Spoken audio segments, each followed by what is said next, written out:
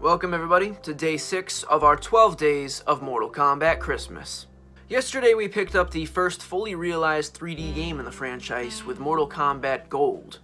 Now, it wasn't perfect, few games subjectively are, but it did introduce to us some new concepts that we would see more further fleshed out in today's entry, Mortal Kombat Deadly Alliance. Now, I should preface this review, I've always been pretty set on my feelings with this particular game. With Deception being the first Mortal Kombat game I truly owned and enjoyed, I eventually did go back and play Deadly Alliance. However, from my perspective, even then, it was pretty clear that Deception had built upon everything that made Alliance so good, while also taking out all of the things that maybe made it a little lesser than so. But with the beautiful power of the PS2 under our wing, let's dive in and take a look at today's game. Mortal Kombat Deadly Alliance was released on November 16th, 2002 and beyond for a variety of home consoles. It is considered the 5th chronological game in the main series, as is evident with the bladed Roman numeral 5 displayed on the box art. This game was a huge change of pace for our developers over at Midway, and it is often credited at helping to revive the series due to its fresh gameplay opportunities. Regarding our story, we pick up where Mortal Kombat 4 left off. After Shinnok's fall, Quan Chi convinced Scorpion that Sub-Zero was behind the slaughter of his clan. Enraged by this, they go on to fight, with Scorpion coming out victorious. Just before he lands a killing blow, Quan Chi appears and foolishly mocks Scorpion, revealing it was actually he who had killed the ninja's clan. The sorcerer began to perform a spell to send Scorpion back to the Netherrealm, but the now furious warrior charged Quan Chi, and just as the spell consumed him, he managed to tackle the spellcaster, taking him along to hell. Trapped now in the Netherrealm with a vengeful spirit, Quan Chi managed to flee to safety, and soon after his escape, discovers that of an ancient tomb. Inside are the mummified bodies belonging to the army of the Dragon King, the first true emperor of Outworld. Knowing that legends claimed the army to be invincible when resurrected, Quan Chi realizes that he must collect and implant the souls of warriors in order to restore the army to its former glory. He proposes an alliance with fellow sorcerer Shang Tsung and offers him immortality in exchange for helping him succeed in his quest. Accepting the deal, they thus create the Deadly Alliance. Before moving on to their grand scheme, however, the sorcerers knew they would need to remove the two greatest obstacles in their way. First was that of Shao Kahn, current emperor of Outworld. In a show of false allegiance, the sorcerers succeed in slaying Shao Kahn and proceed to pursue their other obstacle, Liu Kang. Through means of a mystic portal known only to sorcerers, the Deadly Alliance made their way to Earthrealm where they ambush Liu Kang. While it seems the Mortal Kombat champion is easily able to handle his own with Shang Tsung, he is no match for the interference of Quan Chi as well, and when he lets his guard down, Shang Tsung steps in to claim his life.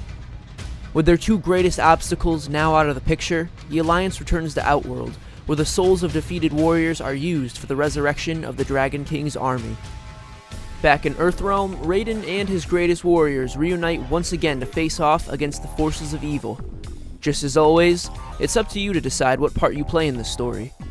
This time around we have tons of new content, including of course our classic arcade ladder, a local versus mode, practice, conquest, and the crypt. Conquest was a new introduction akin to that of a story mode, while the crypt was a place where you could spend the new coin currency that you would be earning for a variety of loot ranging from new characters, costumes, stages, artwork, music, and more. This was an awesome concept as it gave players something to work towards as they made their way through the game. Instead of just typical save files, players could make a custom combat profile of which was secured with a personal input into the controller. This meant that friends could come over, make a profile, and save their progress regarding things like collected coins. In regards to our roster, I'll keep it simple and just mention our newly added characters. Those include Bo Raicho, a favorite of mine, Li Mei, Kenshi, Movado, Natara, Su Hao, Frost, and Draman. You certainly won't start off with all of these characters, and of course you'll have to save up and collect some of them from the crypt. I always did enjoy these types of features growing up, especially so when you didn't know exactly who was on the entire roster yet. Combat has had a drastic overhaul in this game, and it is essentially a mix of new and old. The classic high and low kicks as well as punches are still present, special moves, blocking, and the ability to grab. However, the run option from prior games has been removed in favor of a new concept, combat styles. Each character in the game was equipped with 3 unique combat styles, of which could be switched to at any time in battle, sometimes even allowing for combos, and this usually consisted of 2 unarmed styles and 1 weapon style. Additionally, players could move in fully fleshed 3 dimensions now, and were no longer bound to the traditional 2D plane. Special move lists in this game appear to be relatively reduced compared to prior experiences, which is a little unfortunate. Now, in regards to our Conquest Mode in this particular game, it's not all that much to talk about. In my opinion, I would call it a glorified tutorial. Essentially, you are tasked with completing 10 missions per character, and while it sounds exciting on paper, the missions are not much beyond combat lessons to help you learn the in and outs of each individual character. As for actual story, there isn't much beyond a few paragraphs between stages, as well as some banter between you and your opponent as you progress. Sometimes you do get some nice lore-related moments, but other times it's just filler. For the time of its release, it was certainly more than they had to give us, but in comparison to games that came after, such as Deception, it was a little bit lackluster in presentation. My biggest gripe is that throughout the entire 200 plus missions, you don't even get to practice any fatalities. You have to go to arcade if that's your interest. I guess it makes sense from a story perspective, they can't just die off, but it would have been nice to allow us to practice on perhaps a dummy or generic throwaway opponent.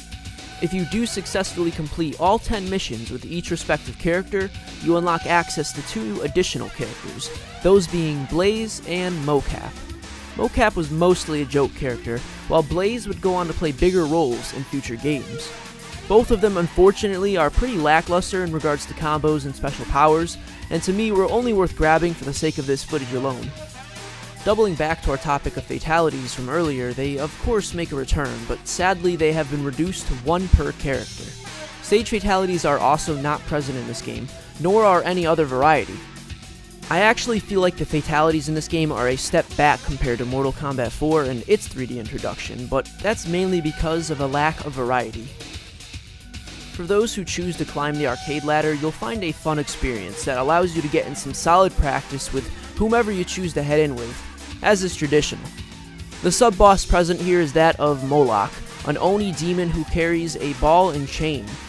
I've heard that this is the type of creature you see peeking at you from the shadows in Goro's lair.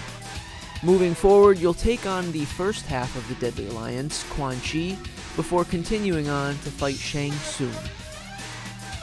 With your victory, you will of course get an ending cutscene, however, they did seem to revert back to the traditional picture and voiceover technique, which is saddening because I really did enjoy the FMVs of MK4.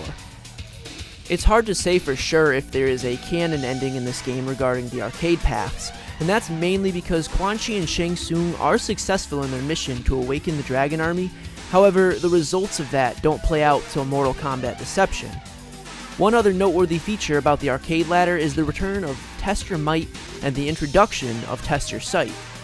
These were 2 minigames that would pop up every 3 to 5 arcade matches, depending on your settings, and they were a great opportunity to get some extra coins for your profile. I would like to say that the stages in this game are really nice, and they all seem to have some sort of interesting theme going on with either active backgrounds or busy scenery. I also like the attention to detail with how blood will sometimes spread around as the fighters spill and walk through it. Sadly, as mentioned, there are no stage fatalities, and there really aren't any major stage interactions, besides the occasional environmental hazard. I think that wraps it up though. There really isn't much more for me to talk about in regards to what this game features. I think for the first entry in the new gen series, it's a solid introduction. The combat flows nicely, the stages are open as well as beautiful, and the roster has a nice mix of new and old faces to help cater to a variety of playstyles. The Crypt is easily one of the coolest additions to the game, and it's gone on to be in nearly every rendition of the game since. What holds this game back for me, however, are the lack of fatalities and repetitive Conquest Mode. While certainly not killers of the game, these are features that clearly have been done better in other entries of the series. It doesn't feel right to have so few finishing options in a game that had its name built on flashy violence. All of these things considered, I give this game a 7 out of 10. over here! Well done. Much like Mortal Kombat 4, Deadly Alliance was one of the games to be the first of its kind. Whereas Ultimate Mortal Kombat 3 has 1 and 2 to build off of, or Armageddon had Deception and Deadly Alliance to build off of, this game was the first drop in a formula that would go on to be redefined and harnessed into an even better experience. It's not perfect, but it can certainly offer some positive experiences, and the good news is that it only gets better from here in regards to the PS2 era. And thus wraps up Day 6 of our 12 days of Mortal Kombat Christmas.